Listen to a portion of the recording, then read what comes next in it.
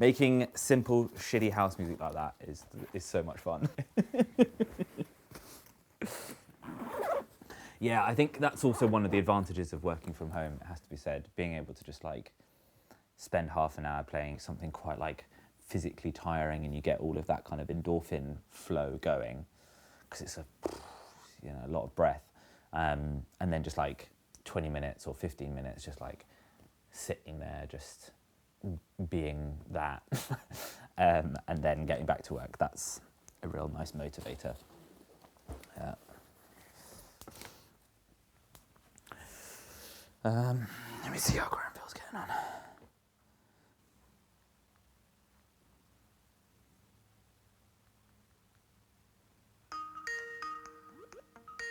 Ooh. Hey Jethro, how you doing? Are you there with the students? Hey Jethro, can we do the call in 5 minutes? Can I call you back? Alright, sure.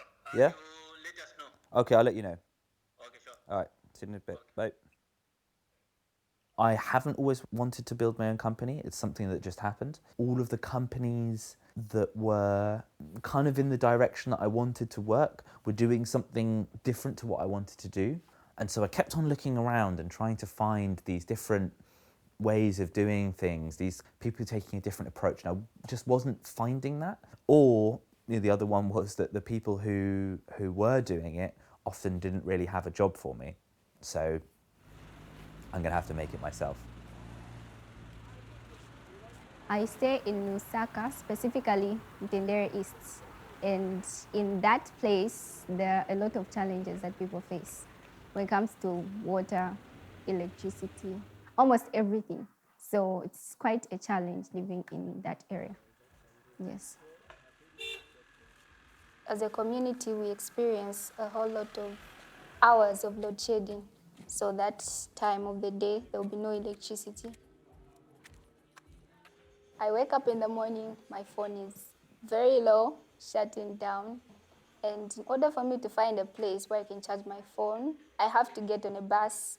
I would go to a market, which is quite far from my place, and charge my phone. Then after some hours again, my phone will be off, meaning I have to go back. So you have to schedule for using electricity. When I first started, I was doing automotive engineering. I was really enjoying it, but I didn't really want to kind of work as an actual engineer working on cars. After a bit of reflection, I really decided, okay, so how can you actually use the skills, the resources that, I've had access to actually try and have a positive impact in the world? We developed a prototype that allowed people to use old motors and to hook it up to our device, and that would then turn that power into USB power. And the idea was that essentially people understood the mechanical engineering side of things. That electronic side, we wanted to abstract that away because we thought that wasn't something that they really wanted to get involved with. We ran a program teaching people how to build their own wind turbines. So we had like a 2-week workshop planned out, and within 3 days they'd finished the workshop. And we said, well, what do you guys want to learn about? And they said, well, actually, it's really great that you've brought us these black boxes, but what happens when they break? They were actually really wanted to know what exactly was going on inside the box, which was the exact thing that we thought that they didn't want to know, right? And I think that's, that's the story of business, isn't it? You start and then, you have one assumption and then you go test it and it's completely wrong. This is actually the exact same electronics, except in this one, it's explained. We now use this to teach people how these charge controllers work. That's where we are today. In this video, we're using a hand crank made from old PVC pipe to turn the motor. The possibilities are endless. We work with a broad range of people who have just finished school, to people who are kind of master's degree candidates. During the program, they learn basic electronics, how you need to think about power, think about energy, and then we also do a whole load of programming. A lot of the students have seen a lot of the theory already, but they've never actually interacted with it. That material kind of like hands-on approach is not something that people have really seen before or really experienced. And that's the thing I think that people really enjoy. Then there we go. You're able to charge your power bank from the 12-volt power supply. Then apart from having a 12-volt power supply, you can also connect to a solar panel. It's still going to go on. You can hook it up to a wind turbine with spin and you will get electricity. Having access to educational materials that allow you to build things for yourself, combined with that do-it-yourself mentality that is there, is something that can really accelerate the speed with which people get access to electricity. You can connect as many as you want, depending on the specifications of the board that you've put together. So most areas in Zambia, especially the rural areas, do not have access to electricity. And most of the students that live in those areas are unable to study at night. They could study with candles, but are candles safe? Or oil lamps safe? I don't think so. For us, working together with government is really important to try and integrate what it is that we're teaching into their curriculums.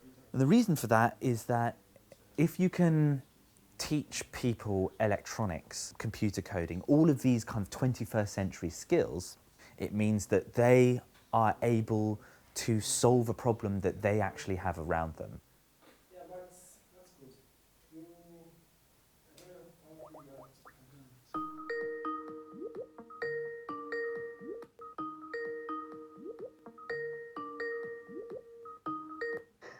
Oh, there we go. Hello? Hello. Jethro, can you turn me? I can't quite see. Oh, sure. Yeah. There we go. Ah, okay. So it's really nice to meet you guys.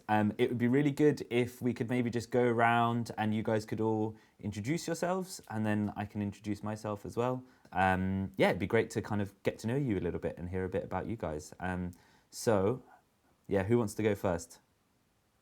That feeling of not being there with the students has been tough at times. I'm the one who's kind of designed all of the actual teaching materials. So I've done all the lesson plans and all of that sort of stuff. And if you kind of talk to any teacher, that's not the fun bit of teaching. The fun bit of teaching is being in the classroom, you know, actually working together with students.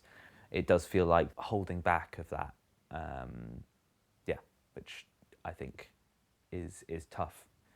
But you also, I think, have to realise where it is that, you know, your value lies, and understanding that sometimes you just have to do those things and you have to make sacrifices, and you don't get to do the fun stuff because other people are better placed to do it. And my role right now is raising money, and that's best done here in the UK. Yeah, I mean, everything has a microcontroller in it these days. So yeah, I think the programming side is going to be a lot of fun for you, alongside the electronics as well. So maybe I can introduce myself a little bit. I've been working in engineering for the last 5 or 6 years, and realised that all of the people who are making the technology for energy infrastructure are all from the UK, from Europe, from the US. And so I wanted to try and change that and have Zambians building Zambian infrastructure, Tanzanians building Tanzanian infrastructure, Kenyans building Kenyan infrastructure across the continent. And so this is why we started the local electricity project, and why it is that we're kind of doing the work that we're doing now. Cool, well then I will let you guys get on. Very, very nice to meet you all. Have a nice afternoon. Okay. For me, success has many different forms, I suppose. I think number of students that we train is certainly a kind of leading metric. But really, I think the thing that we're looking to do is to support communities to build their own electricity supplies, to manage their own electricity supplies. I suppose that the way in which people do that, I think, should be a little bit more kind of localized. I like to think of that. I like to think of it in the sense of cooking, right? So there are certain utensils that everyone uses in cooking, right? So everyone uses pots, everyone uses spoons, Then when you kind of get down to the regional level, there are particular spices, particular herbs, particular foods that people have available to them. And that's what gives rise to kind of regional cuisine. There is something similar that can be done with energy systems, that people can understand the resources that they have around them and can kind of utilize those to solve problems that they have locally. People are still projecting that by 2030 there will be 600 million people without access to electricity.